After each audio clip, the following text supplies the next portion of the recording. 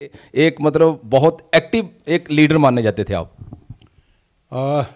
राजनीति 38 ईयर से मैं कांग्रेस के साथ जुड़ा हुआ हूँ, लेकिन उस वक्त में और आज में सर कांग्रेस में क्या फर्क है? क्योंकि बहुत से जो लोग हैं कांग्रेस को छोड़कर अपने अपनी जो घर से ही लड़ाई शुरू हो गई है, कांग्रेस खुद आपस में लड़ाई कर रही है सर। तो लोगों का क्या भला करेगी ये कांग्रेस? कि उसमें गुलाम नबी आज़ाद साहब कहते हैं कि जो 370 है उसको छोड़ो, उसकी आप बात मत करो। और ये बहुत बड़ा र्यूमर है, क्योंकि कांग्रेस जो है वो 35 और 370 के हक में थी। तो ये ऐसा बयान सर, कोई भी लीडर जो उभरता है, जब सामने आता है, जो अच्छा लीडर होता है, तो उसी लीडर को बाहर का रास्ता दिखाया जाता है। ऐसा बीजेपी में कौन सी बात थी जो बीजेपी ज्वाइन की, कांग्रेस को ज्वाइन नहीं किया है? इसका मतलब कोई कुछ कांग्रेस में भी मुझे लगता है तो माना है ना। हमारे प्राइम मिनिस्टर ऑफ इंडिया ने बेशक चाहे कुछ भी था, चाहे टाइम लगाया, लेकिन बहुत उन लोगों से माफ़ी भी मांगी है। एक प्राइम मिनिस्टर एक अगर लोगों से माफ़ी मांग रहे हैं तो ये मुझे लगता है कि बहुत बड़ा टाइम इक़्तिदार में रही है। लेकिन जहाँ तक बीजेपी का सवाल है, मैं कोई तारीफ नहीं कर रहा हूँ, लेकिन जहाँ तक बीजेपी का सवाल है, उन्होंने delimitation the, forest right act they रहे हैं। तो लेकिन कांग्रेस में लड़ने का भी सर इरादा है, क्योंकि आप सीनियर लीडर हो,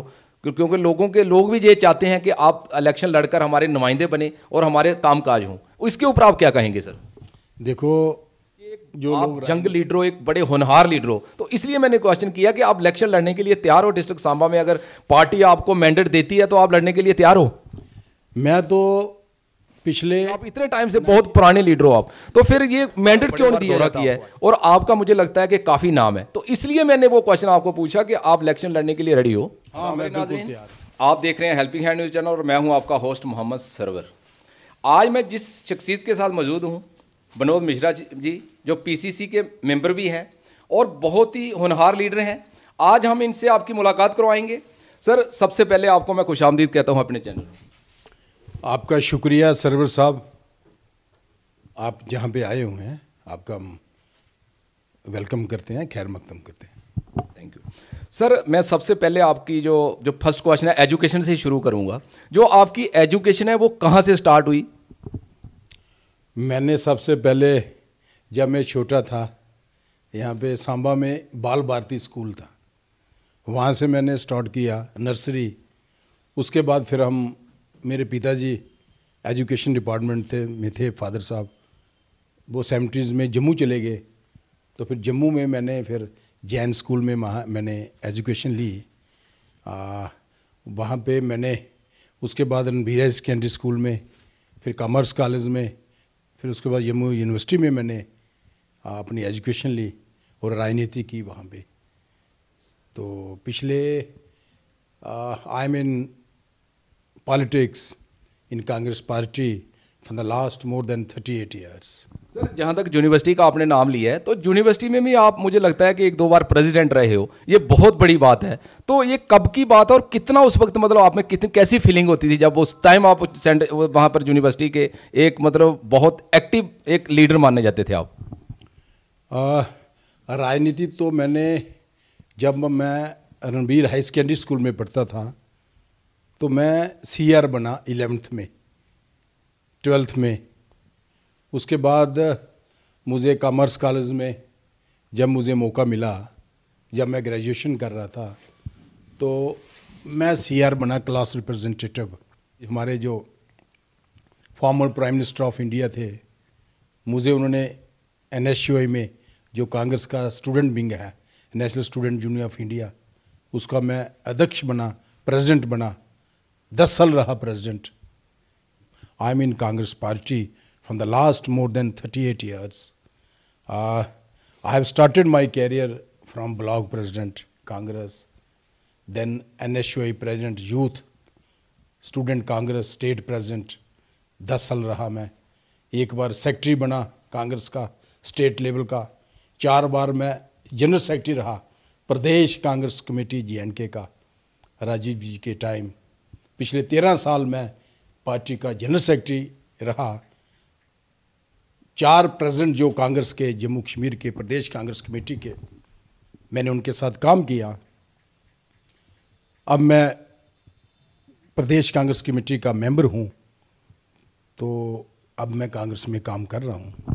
सर, काफ़ी टाइम से आप कांग्रेस के साथ जुड़े हुए, जैसे आपने बोला कि 38 ईयर से मैं कांग्रेस के साथ जुड़ा हुआ हूँ, लेकिन उस वक्त में और आज में सर कांग्रेस में क्या फ़र्क है? क्योंकि बहुत से जो लोग हैं कांग्रेस को छोड़कर अपने अपनी जो रिस्पॉन्सिबिलिटियाँ थी उन्होंने छोड़ दी है, और कांग्रेस मुझे लगता है कि काफ़ी टाइम से दो फाड़ होते हुए दिख रहे थे, लेकिन अभी तो वो दोनों फाड़ सामने दिख रहे हैं। तो सर ऐसा क्यों हो रहा है? कांग्रेस से लोग क्यों मतलब खफा हैं, क्यों नाराज़ हैं कांग्रेस से? ऐसा क्या प्रॉब्लम हो रही है कांग्रेस में?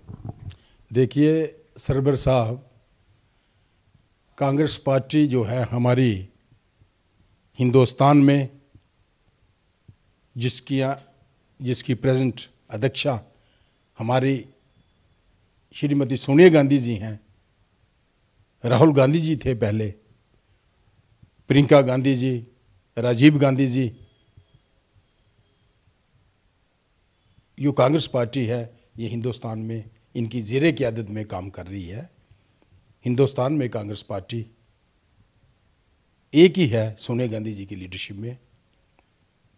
नहीं सर, ऐसा क्यों है? कंट्रोवर्सी क्यों है? एक मतलब सेम पार्टी में कंट्रोवर्सी क्यों है? इसमें दो पार्ट क्यों बने हुए हैं? मैं वही पूछना चाह रहा हूं कि क्यों ऐसे कंट्रोवर्सी क्यों बनी है? ये तो घर की, बाहर से क्या करना, घर से ही लड़ाई शुरू हो गई है। कांग्रेस खुद आपस में लड़ाई कर रही है सर, तो लोगों का क्या भला करेगी ये कांग्रेस? देखिए, कोई दो राय नहीं है कि पिछले, जैसे आप बोल रहे हैं, काफ़ी लोग छोड़ के जा रहे हैं। ये मैं समझता हूँ कि इस सिलसिले में हमने हाई कमांड से भी बात की।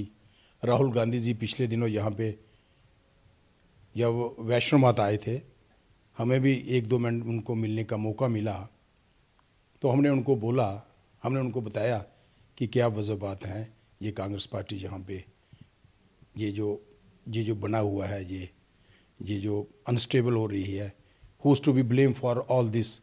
ये सारी बातें अब मैं पब्लिकली ये तो नहीं बोलूँगा क्योंकि मैं पार्टी का डिसिप्लिन सिपाही हूँ, लेकिन हाई कमांड को हमने, जो प्रेजेंट लीडरशिप है हमारी जम्मू कश्मीर प्रदेश कांग्रेस कमेटी की, जो हमारे प्रेजेंट हैं, उनके बारे में हमने सोनिया जी, रजनी पाटिल जी,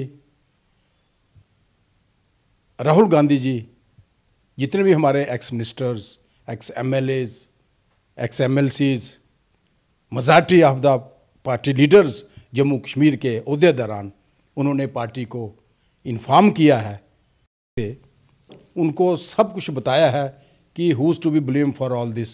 ये पार्टी जो छोड़ के जा रहे हैं, जो लीडर्स लोग, ये सारी बातें हाई कमांड तक हैं और हमें पूरा विश्वास है कि हाई कमांड। देखने में तो कुछ नहीं आ रहा है। अब मतलब इसका मतलब है कि आपने हाई कमांड की बात की, लेकिन वहां पर वर्कर की क्यों नहीं सुनी जा रही है? आज तक क्यों नहीं एक्शन हो रहा है सर? आज भी दो पार्ट दिख रहे हैं, आज तक क्यों नहीं एक्शन हुआ है?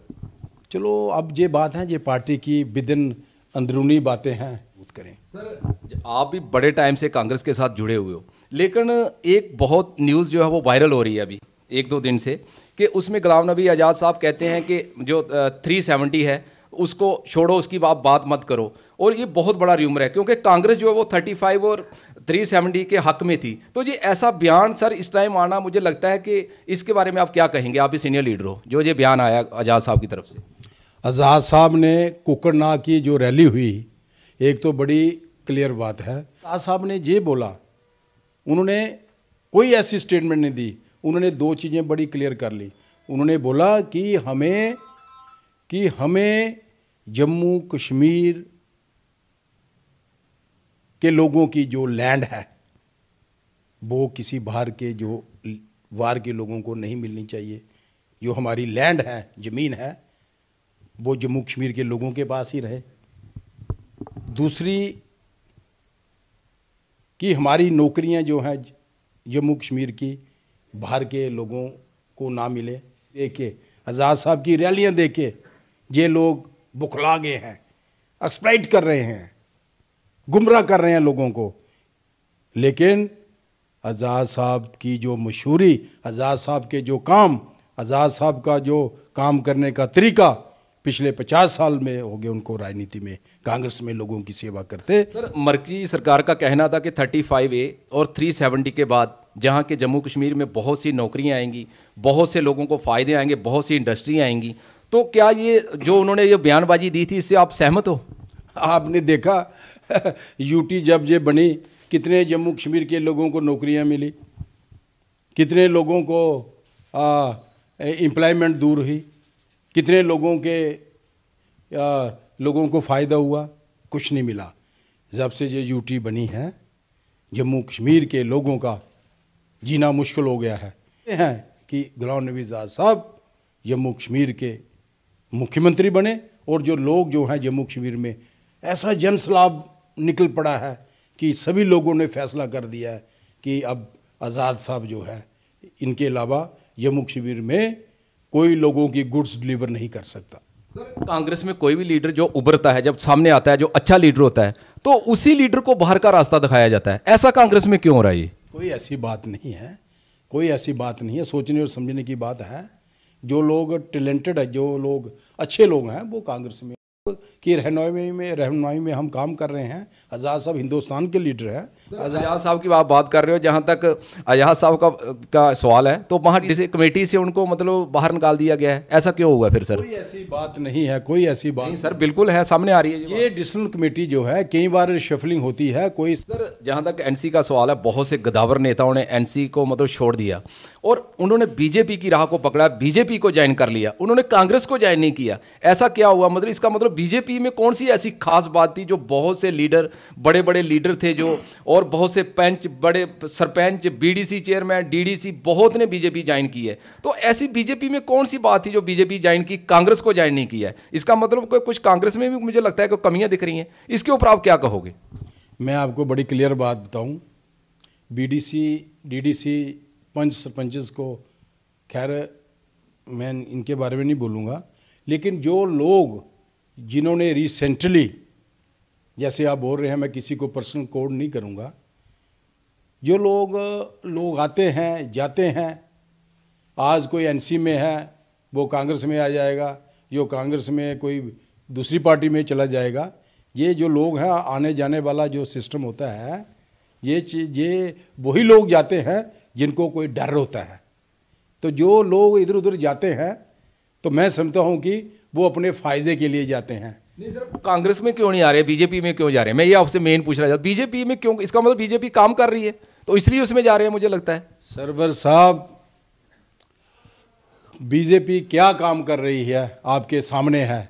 आपने ये किसानों के बारे में देखा, पिछले 1.5 साल से किसानों के खिलाफ ये भारतीय जनता पार्टी ने जो किया, आज वही जो बिल थे इन्होंने वापस, वो तीनों वापस ले लिए। सर, मैं इसी के ऊपर आना चाहता हूं, जो उन्होंने तीनों जो कानून थे वो वापस ले लिए, तो इसमें आप क्या समझते हो कि किसानों की जीत मानते हो या मोदी की रहमदिली मानते हो जो ये कानून वापस लिए गए?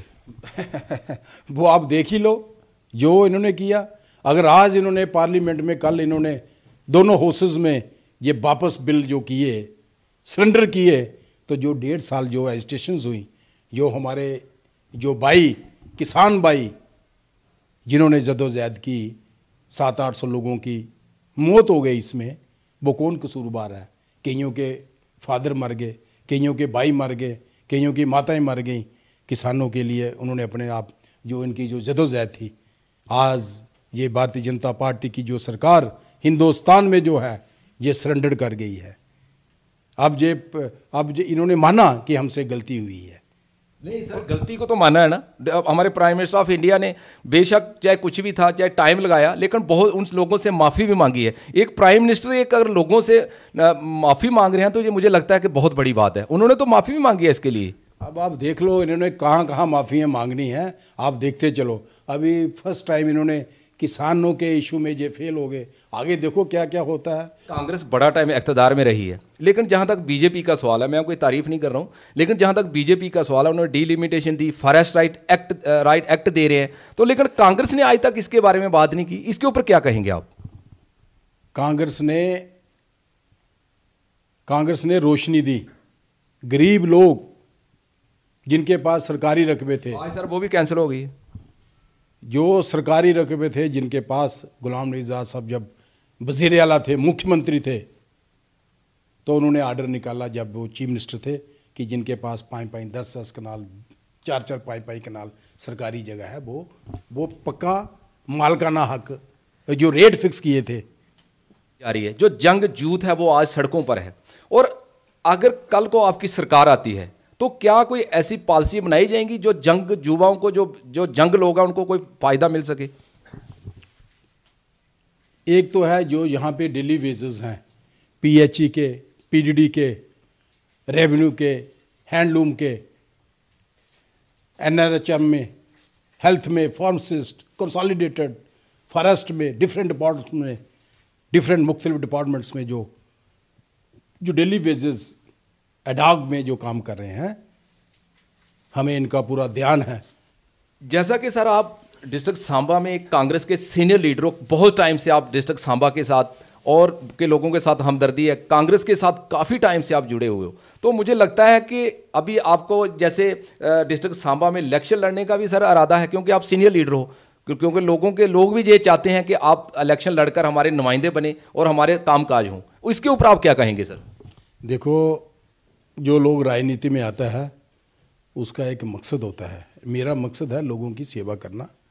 अगर मुझे सांबा में मौका मिले कांग्रेस पार्टी की इलेक्शन लड़ने का, तैयारी मैंने पूरी की है और लोगों की सपोर्ट भी है।